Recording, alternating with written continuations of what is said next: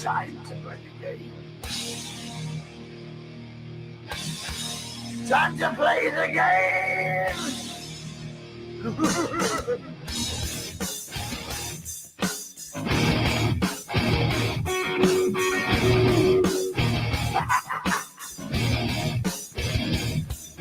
It's all about the game, and how you play it, all about control. And if you can take it, it's all about your debt. And if you can play it, it's all about fate. And who's gonna make it? I am the game, you don't wanna play me. I am control, no way you can shake me. I am heavy debt, no way you can pay me. I am the pain, and I know you can't take me. Look over your shoulder, ready to run like a Cleveland bench from a smoking gun. I am the game, and I may lose.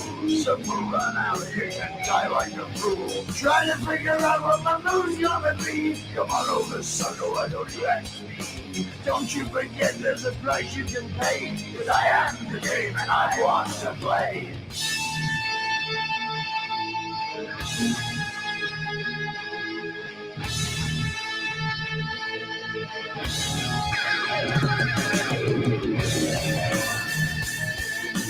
Time to play the game.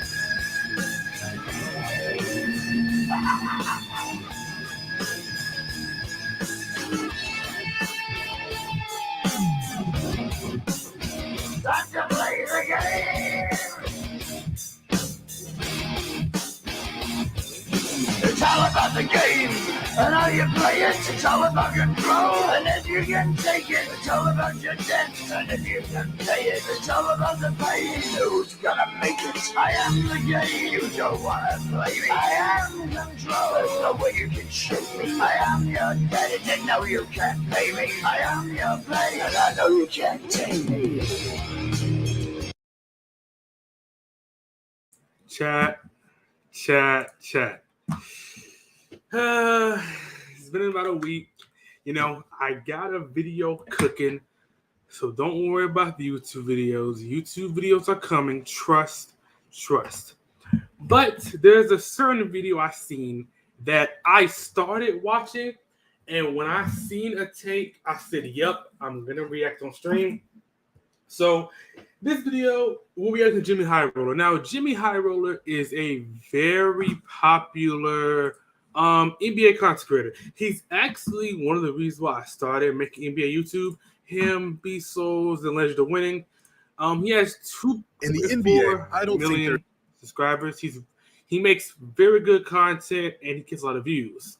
Now, there's a video that I was supposed to watch regarding we're done with the 90s. Don't worry about that. There's a video coming out soon about that I'm making, so don't worry about it. But he decided to do some hot takes, and he made videos on his hot takes. So I have the video. So let's go ahead and see what Jimmy has to say. After years of judging, critiquing, hating on some of your hot takes, today I'm gonna share some of mine. It is only fair, after all, that if I put others' opinions up for debate, contention, ridicule, that I do the same for myself. Because like you, I too am just a guy who has a few takes and opinions that I wouldn't dare say out loud in fear of having my ball knowledge put into question. But today, I'm gonna do just that. So here are my NBA hot takes.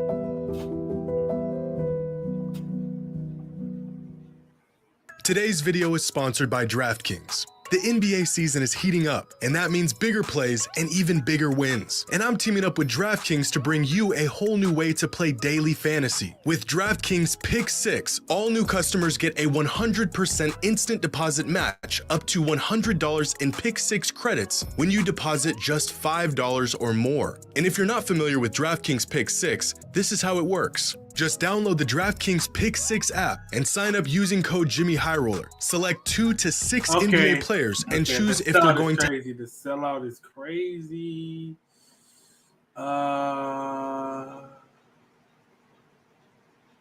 Yeah. So. In preparation for this video, I thought about some of the opinions I've had over the years about players, teams, eras. Opinions that I know are probably subjective and completely false, but I usually try to stay as objective and non-biased as I can. Do my research, refer to film, gather consensus when necessary. But in this video, I'm doing none of that, and instead sharing with y'all 5 of my NBA hot takes. Let's All see. right, so my first hot take is kind of hard to admit. I almost don't even want to say it out loud, but I'm going to.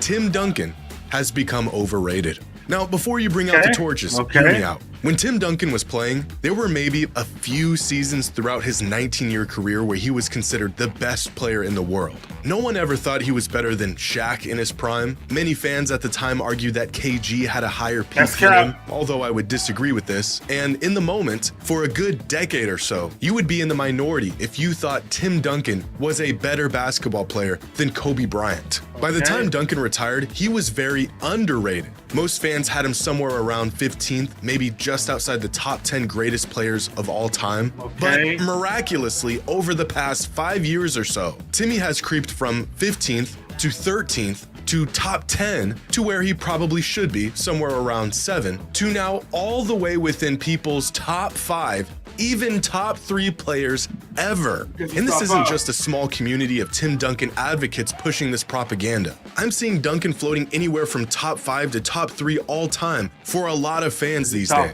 Even people claiming he may just be the greatest basketball player of all time. Guys, Tim Duncan was incredible, the best power forward of all time. He is not one of the 5 greatest players ever, let alone the GOAT.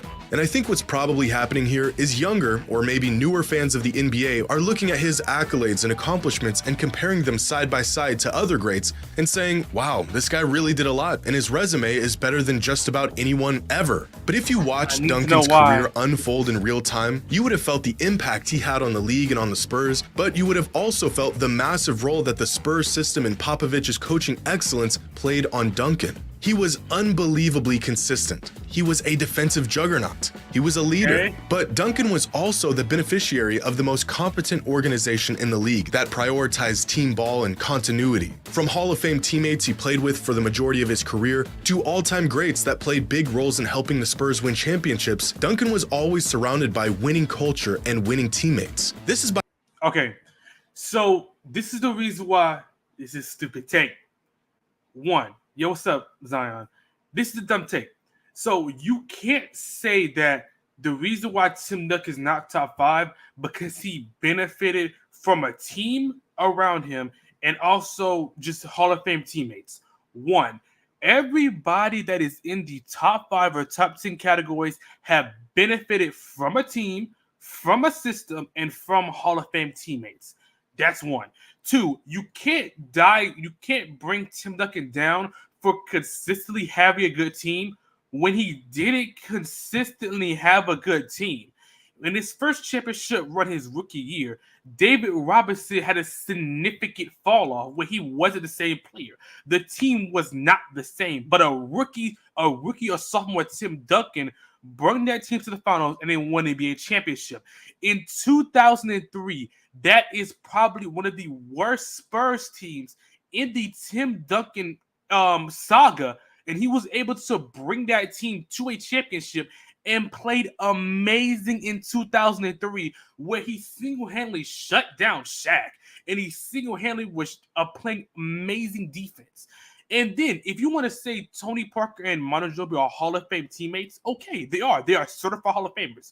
But they're Hall of Famers more of the Spurs system than because of Tim Duncan. Because when Tim Duncan decided to take a back seat from 2008 until the end of his career and had Tony Parker and Manu Ginobili run the system, run the team, you can obviously tell what happened during that decade, during that stretch of time, and why they didn't win anything. Because Tim Duncan was the person that had the Spurs organization run. So for you to say that this player consistently had significant help, bring that to Kareem Abdul-Jabbar, who, yes, on the Bucks had Big O, and at the beginning of his Lakers tenure didn't have that much help. But when he got Magic Johnson and the Showtime Lakers, he was consistently winning championships he had no part of winning. Bring that to Kareem. if you have this same argument, you can apply it to all of your top 10, and maybe just not Hakeem, but most of your players in your top 10 have had Hall of Fame teammates, great coaching, and a great system, because you need all of those things to be able to win a championship. Now, some players have it more than others, but you're not going to knock down Tim Duncan for being part of a competent franchise. That him being part of that franchise allowed him to be able to win championships, but his talent and skill wasn't carried because that Spurs franchise. He could have went to any other franchise and had the same impact he had on the San Antonio Spurs. Not saying he'll win on the 5 championships he won, but he will still win championships, win MVP, have Defensive Player of the Year type years, and still be an insane talent. For you to say that his career was carried off of the Spurs, it's crazy to say. It's just crazy to say. By no means a knock on him. In fact, he was a big reason why the Spurs were so cohesive. But only in retrospect would you look at his laundry list of accomplishments and neglect all of the details that came with it. For many years, the Spurs as a team and organization were seen as this staple of excellence more than Tim Duncan was as an individual. It wasn't Duncan and the Spurs. It was just the Spurs. They were one and the same, not this pretty good team with a fantastically great player on it. But if you just look at his resume, you wouldn't know that. You could argue Duncan had maybe a top 3 career in NBA history, but as a player, he's just not on the same tier as Jordan or LeBron or Kareem. I don't know. Okay, so nobody's saying that. So when a player is top 5, just because he's in the 4th or 5th category doesn't mean that he's in the same realm. Because I think Michael Jordan and LeBron James are just leagues and way above anybody in the top 10. So Michael Jordan and LeBron are 1 and 2. Then it's a big gap between 3, 4, and 5. And Kareem is 3, but Kareem is low-key kind of fraudulent. But we'll leave that for when I do my GOAT case and when I do my videos on him. So I have Tim Duncan 4 or 5. It's interchangeable every time I do some research and I watch games, interchangeable. But the reason why I have Tim Duncan top 5 is because of his consistent play. He was a all-time defensive player. The way that he didn't win Defensive Player of the Year is actually kind of insane to me, but whatever. He is an all-time defensive player. He had an immediate impact on the San Antonio Spurs. For you to say they had a consistently good team is actually crazy, because in 1999, if I'm not mistaken, when he won his first championship, I know David Robinson had a significant fall off because he wasn't that good after his injuries. I don't think his team was even that good in 1999. I don't think his team was even that good his sophomore year. He had Steve Kerr. It was him, Antonio Daniels, Mario Elie, Sean Elliott, Jaren Jackson, Will Perdue, Malik Rose, Braden, and you think this team was a consistently good team? The next person that averaged under Tim Duncan was David Robinson 15, Sean Elliott with 11. Nobody else on this team averaged over 10 points. Besides Tim Duncan, only 2 players averaged over 10 points. Everybody else had under 6. Besides Mario Elie and Avery Johnson, who had 9.7. Everybody else had 6 and under on this team. And this team is competent enough. You won 2003. 2003. I know Jimmyxhighroller know about 2003. We go 2003. They finished first. David Robinson had significant fall off. Manu Ginobili was young. Tony Parker was also young. Tony Parker had 15. Ginobili had 7. Malik Rose had 10. Steven Jackson had 11. Tony Parker did have 15, but not that good efficiency. Like, what are we doing, Jimmy? What are we doing right now? How after he retired, he has slowly crept past Shaq and Bird and Russell and even Magic for some people. Duncan is one of my all-time favorite players, but he is not a top 5 player in NBA history. And it's odd to see a player who was so underrated for so many years become slightly overrated today. Now, I'd like to think of myself as sort of a board member, an executive within the organization of LeBron fans and Glazers. So this next take pains me to say, But LeBron has sabotaged many good situations throughout his time in the NBA, and his career as a whole has suffered because of it. We all know that LeBron has been held back by some bad front offices, selfish teammates, terrible roster constructions, but what doesn't get talked about enough is how he has gone out of his way to try to make good situations better and has inadvertently ended up just ruining things for himself in the process. Like in 2014, when he decided to sign with the Cavs instead of staying with the Heat. Why did he do that? Well, we all know why. The Heat were getting old, Wade was past his prime, and the Cavaliers had the cap space and a budding young star in Kyrie Irving to help reel Bron back to Cleveland. This decision eventually led to a championship, but what if he just stayed with the Heat? With Pat Riley and Spoelstra, where there's culture and accountability, I imagine his career would have played out even better considering where the Heat are today. Or what? Now, to a certain extent, I agree, but I also see the other side of it because I agree LeBron James does have some situations and he decides to do another thing instead of going through the hard road is what old people call it. I understand to a certain extent, but I also understand valuing your career when you have it, because him staying on Miami Heat maybe would have helped in the longer run, but him going to the Cleveland Cavaliers and capitalizing on a young Kyrie Irving and be able to get Kevin Love and be able to have a win now team makes sense for LeBron James. So I understand why he left Miami Heat, but I also understand the hot take, because it's true. Like on the Lakers, when he actively traded a championship caliber team and wanted to get Russell Westbrook, LeBron James co-signed it and wanted him, and able to have the downfall of the Los Angeles Lakers, and they're not able to do what they did in 2020. So I see some of the other take behind it, but I also see you prioritizing your career. And I see that you going to Cleveland instead of staying in Miami, you was able to capitalize on a young Kyrie Irving who was turning to be a franchise star, able to get another franchise star up and coming Kevin Love, and be able to build this great team to compete for an NBA championship for your home city. So I honestly understand it from LeBron's standpoint. What about when the Cavs went to back-to-back finals in 2016 and 2017, but since LeBron didn't feel they had enough to win it all, he orchestrated an entire implosion of their roster, which ended up being vastly worse, and then just left them again once things were beyond repair. Opinions up for debate. No, I didn't. Okay, so that's the thing. That's the thing about LeBron James.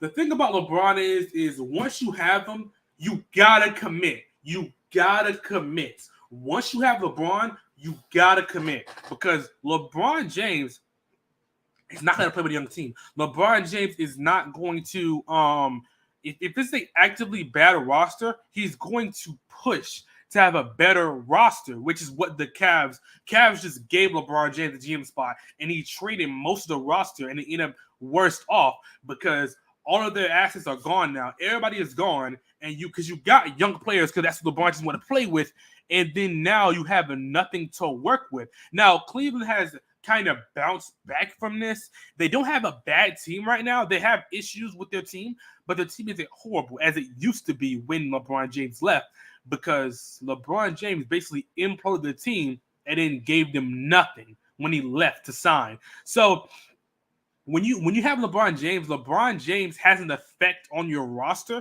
He's still an amazing, great player. So I would still prioritize LeBron James. Like, that is a player that's going to make me win now and win a championship. But when you play with LeBron, if you win a championship, that's going to be your peak. Either 1, 2, or 3 championships. Because when LeBron James leaves, he leaves. There's nothing that is able to stay behind with him. Nothing happens. When LeBron James leaves, he leaves. And your roster is left empty, essentially. Or most recently, when the Lakers won a championship in 2020, and instead of reloading with the same roster, the Lakers returned with a whole new team just 2 seasons later. These decisions do not happen without LeBron's okay. Throughout his career, he has been so quick to want more, want something better, and he can't wait around for it to happen organically, so he tries to force these things to happen. And when it doesn't work out, which it hasn't worked out a lot, the organization, the coaching staff, and even his own teammates end up taking the fall. As great as he is, LeBron has tried to play GM way too often in his career, and when he can't or he's out of options, he just moves on to the next new shiny thing. If he just stayed with the Heat, or stayed with the Cavs, or allowed rosters to build chemistry and young players to develop naturally over time, I think his career and the perception of it would probably be better right now. LeBron has willed his way to some of the greatest feats the sport has ever seen, but he has also sabotaged a lot of good things along the way. Now, here's a hot take for you, and I don't care if I'm wrong. The corner three is not the easiest three-point shot. For years, everyone has said the corner three is easier than any three-pointer, and so there's an advantage to be had there if you use them right. I wholeheartedly disagree. In the NBA, sure, the corner three is shorter than on the wing or at the top of the key, but if you play ball, you know this shot is as scuffed as it gets. When you're looking at the hoop straight on, you just have a wider margin of error. You can shoot long and bank it in. You have a better perception of depth since you're looking at the backboard. It may just be psychological, but whatever it is, you cannot convince me that this shot is easier than this shot. According to NBA.com, this season the league as a whole is shooting 39% from corner threes, whereas above the break, teams are shooting 36.1% on average. Now, that's a substantial difference in efficiency from these two different shooting zones, and it would lead you to believe the corner three is easier. But I think shooting percentage is higher on corner threes than threes above the break for two reasons. One, the best shooters in the league, the guys who are on NBA rosters to drill a few threes a game, usually spend the most time in the corner. And since most players who set up shop in the corner are sharpshooters, the overall efficiency from corner threes is... I would just say a couple things about this because I actually do play basketball. When you do play basketball, corner threes are that easy. It's really not. It's top of the key in my opinion when I'm shooting. But for NBA players, corner threes are probably the easiest shots because, as you just said, that's on the screen, the great shooters are usually shooting corner threes because they're in the corner. It's easier to get open with the small, with the smaller margin. It's easier to get open. It's easier for screens, and also people are just more unlikely to collapse inside the paint in the corner to be open. So when people say the corner shot is the easiest shot, I'm assuming it's for NBA players and great shooters. For normal basketball players, I don't really hear that much, but I don't really play professional or like league basketball, more recreational or outside. Boosted compared to on the wing or at the top of the key. And reason number two, a lot of threes taken above the break are pulled up off of dribbles, players flying off of screens trying to square up and get a good shot off. And many times the players attempting these kinds of threes are the best player on their team, but not the best shooters. On the other hand, corner threes are almost exclusively set shots coming off of passes to a wide open man. The very nature of offenses in the NBA makes these corner threes easier than any other threes because plays are often drawn up to get open looks from here from the best shooters in the world shooting set shots with no one contesting. Corner threes, especially those real deep ones where you feel like you're behind the backboard, are not easier than any other three-pointer. Now, I know I'm going to catch some flack for this next take, and that's okay, because in a redraft of every player in NBA history just after their rookie season, I would pick Victor Wembanyama first overall. You might say this is just recency bias, you may think I'm crazy, and you're probably right, but Wemby would be my first pick. His progression, his poise, his confidence, his skill set, his potential. If you lined up every great player since the inception of the NBA, and if we're just going off of what we've seen from them in their rookie season, I would pick the kid in San Antonio.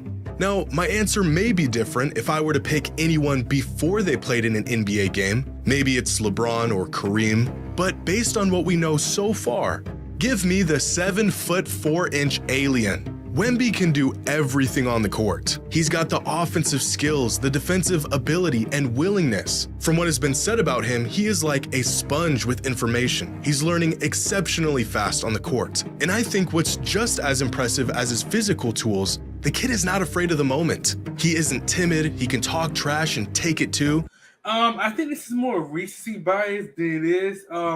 Because I love Wemby. I think Wemby is amazing right now this season. And what he's saying is true. Wemby is being able to soak up knowledge so quickly and is able to progress his rookie year because most rookies plateau. They don't play as good as they normally do. Mostly they play their first 30 games, 40 games, and that's how they play the rest of the rookie season. But Wemby's actually playing better in his rookie season. I think this is more recency bias than usual because if you're doing a redraft, normally you would know everything that you know. But I'm gonna say we don't know anything. We only know based off of their rookie seasons.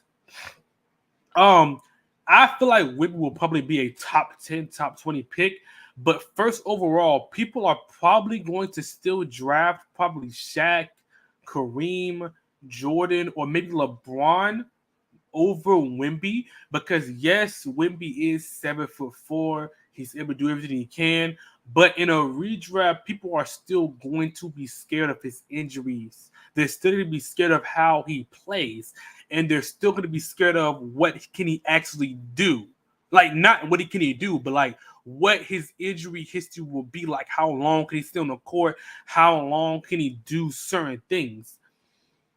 I don't know. I don't know about this take. I don't know. I really don't know if I'm drafting Wemby off the hizzy like that. I don't know. He's got heart, and you can tell he really loves the game. Now, I think some players who are up there with him for the first overall pick in a redraft post-rookie season might be Shaq, Kareem, MJ. Duncan was incredible as a rookie, maybe Hakeem. Overall, their numbers are about equally as impressive. But the thing that stands out about Victor is that he's doing this at 19, 20 years old on a minutes restriction. He's already an elite two-way player, possibly even the best defensive player in the entire league. And he has the advantage of playing in an era where he is allowed to develop a well-rounded offensive game from the post all the way out to the perimeter, something that Shaq, Hakeem, and Kareem never had. The improvements he's made from his first game this season to now are already so massive that his progress alone really makes him stand out even amongst the greatest rookies ever. And quite frankly, I never witnessed these other players play in their rookie seasons. I wasn't there to see it in real time. And of all the rookies I have seen over the last 15 years or so, Wembanyama is way ahead of all of them. Is this a terrible argument to make here? Sure. Does that change my pick? No. If you can ignore what we know about these players outside of their first season in the league, and if you had to choose one of them, I think Wemby would go first overall. At least for me, he would. By the time these other players came into the league, they were already relatively polished. Jordan was still pretty raw, and LeBron was playing off of sheer athleticism. But Wemby is having one of the greatest rookie seasons ever, and just by watching him, you can tell he's still just learning how to play in the NBA.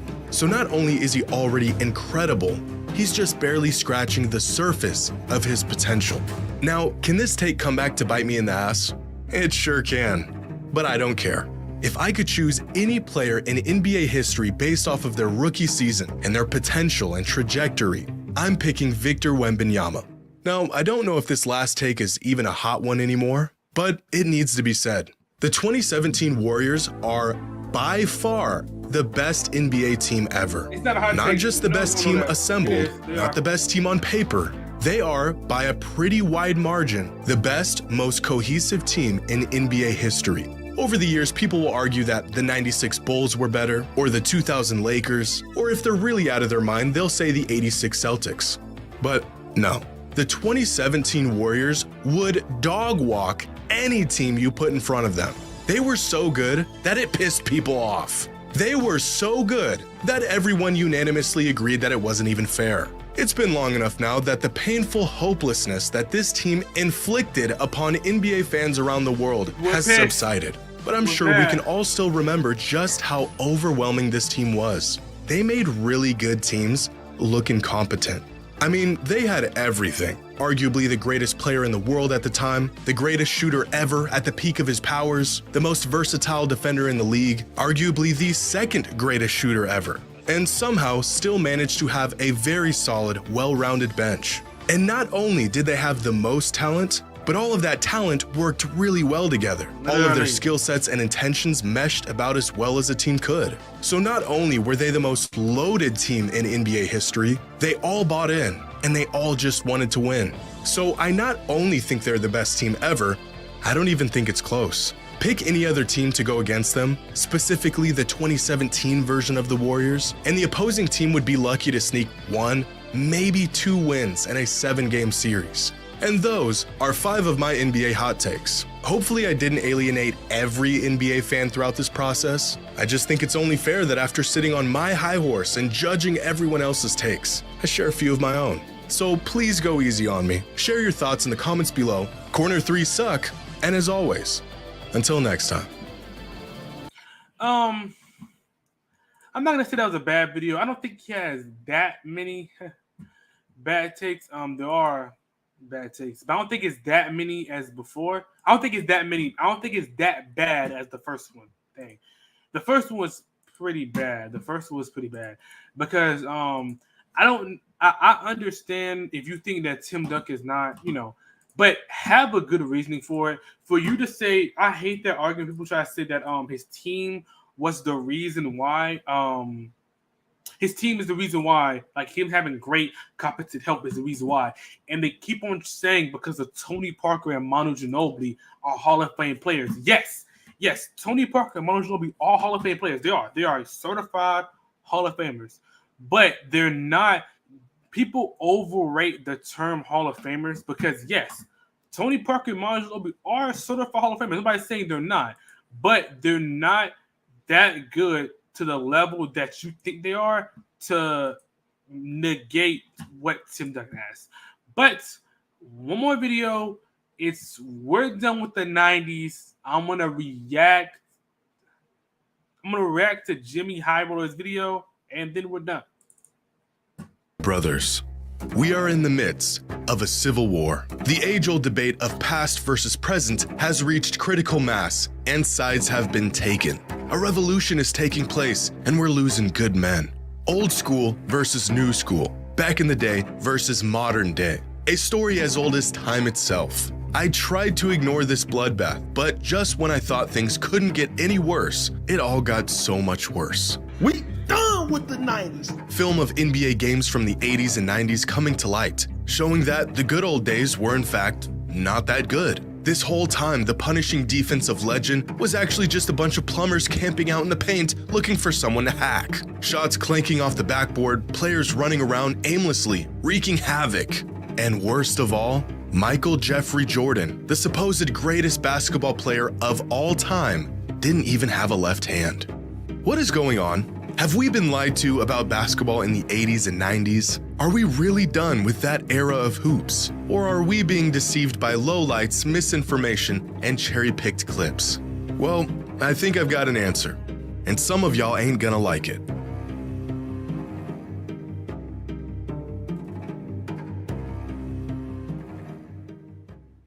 Today's video is sponsored by SeatGeek. The NBA season is in full swing, the MLB season is just around the corner, your favorite artists are on tour, and y'all are gonna need have done video essays. There you go. We done with the 90s. 5 simple words that have completely divided fans of the NBA. I've seen well thought out video essays, hard-hitting analysis, testimonies from past and present players talking about their experience in the league and how it's changed over the years. And none of those things managed to do what these 5 simple words have done in just a week. Soon enough, the clips came rolling in of players from that era dribbling off their feet, throwing up air balls, and putting together moves that you might see at your local high school's JV game. So, for whatever it's worth, here is my long-winded take on this whole discussion.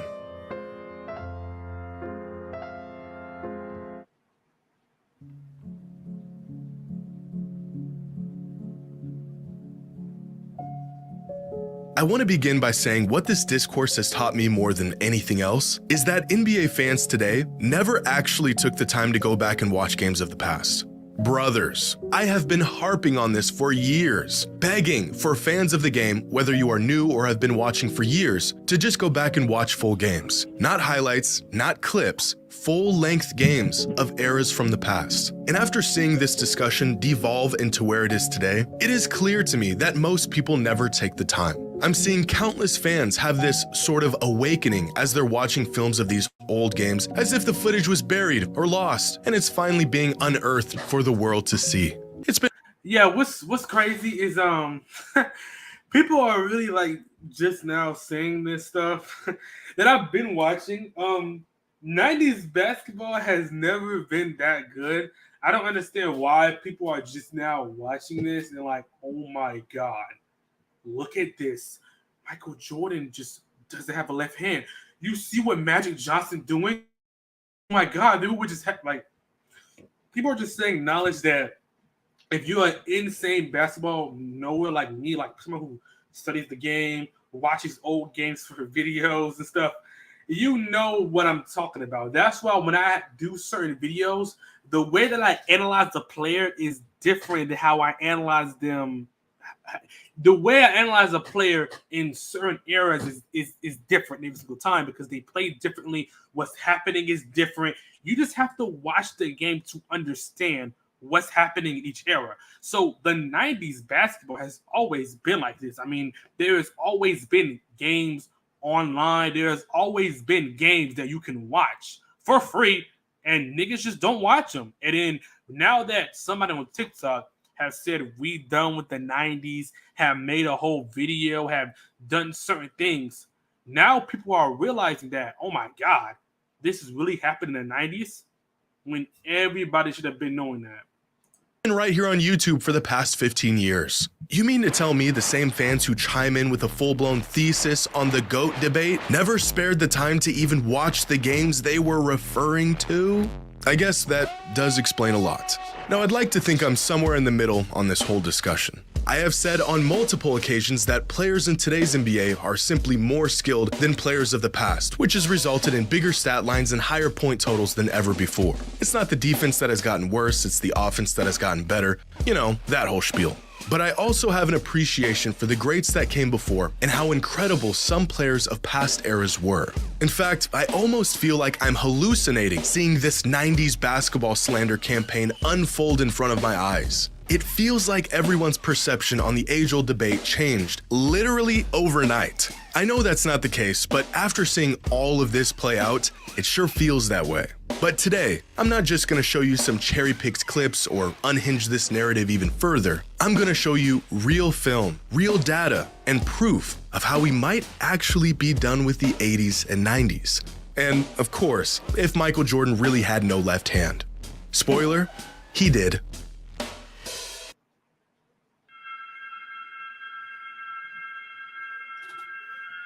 Now, I have been an advocate for the modern players are better than players of the past movement for quite some time now. In fact, as crazy as it is for younger fans to say Michael Jordan was trash, it's just as absurd for older fans to say the game hasn't evolved and gotten better over the last 30 years. Because that's all this debate really is. Young fans versus old fans, or fans that watched this versus fans that are watching this. But objectively, players today are much better than they were in the 80s and even the 90s. Specifically, the lower end of the talent pool in the NBA today is vastly better than it was in the past. I think great players would be great in any era, but with the spacing, the shot making, the emphasis on offense as opposed to defense has made the depth across the NBA today just way ahead of where it was in the 80s and the 90s. There was, without exaggeration, guys in the NBA throughout the 80s and 90s that were on NBA rosters just to accumulate fouls and sit in the paint and be big. Some of these players were offensively inept, and that was okay because their role was not to create offense. But in today's NBA, where offense reigns supreme, there is no room for these players. Now, you could and should go back and watch film of games, not highlights, from this era and see just how limited the skill sets of some of these players were. The shot making. That's what I don't think people understand is that when you watch 90s basketball, you watch old players, the skills aren't emphasized then. It's more traditional basketball. People try to look at modern now and they try to push this movement of modern NBA is better than back then, which yes it is. Everybody understands that modern players just have more skills than niggas back then. It's very obvious. Nobody's saying it or not. But you just don't understand that just because people back then don't have enough skill set, it doesn't make the era just enough trash. Which the 90s isn't trash. It's just very different than before. Which 90s basketball isn't amazing. It's not good. but it's not trash. There's still amazing players who will be amazing in today's era, and there's still good role players who will be good now. Now, there's significant role players who wouldn't be because they had one skill set, like Jimmy said, just sitting in the paint, not doing anything. But you know what I mean. You know what I mean. People who just say that, people who just use this movement and says that back then mostly MLB role players just trash, it's just weird. For the most part, was limited to set jumpers, slashers coming downhill for layups, and big men trying to muscle their way to a bucket down low in the midst of what appears to be a wrestling match. Catch a player off guard with the double team, and they immediately pick up their dribble. Simple things like guards turning their back to the basket 20 feet out instead of creating space off the dribble. Even players looking down at the ball while trying to get out on a fast break was very common in this era. And these aren't lowlights or cherry-picked incidences. This is just what the game looked like 35 years ago. But even without film, nearly every metric suggests modern players are more capable of players in the past. Free throw percentage was worse, three-point percentage was worse, turnover percentage was higher. They used to shoot more free throws, but still ended up with far less points. Now, this is not to say that this era of hoops was trash. That's just disingenuous and flat out wrong. These were the best players in the world at the time. It was just simply not as good as what it is today. But maybe there's another layer to this that needs to be factored in to really understand why these players were not as skilled as the players of today.